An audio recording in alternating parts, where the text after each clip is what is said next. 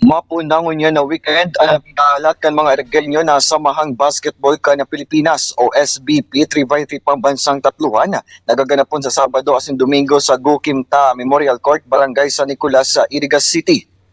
Sa katagod kay ni, pigin kami na ang gabos na regenyo mapababay asin lalaki na 16 anyos pababa na pinangaki kan Enero 2009 na magparehistro alagad nasa 800 de pesos ang registration fee. Mientras tanto, ang manggagana digdi iyo ang marepresentar kan Irigas City sa Bicol Regional Finals nagaganapon sa Abril 5 hasta sa 6 kaya da isubot ini pagsayangon na pagkakataon na magtaon ni na dangal sa syudad sa paagi ka na pagkawat nin basketball.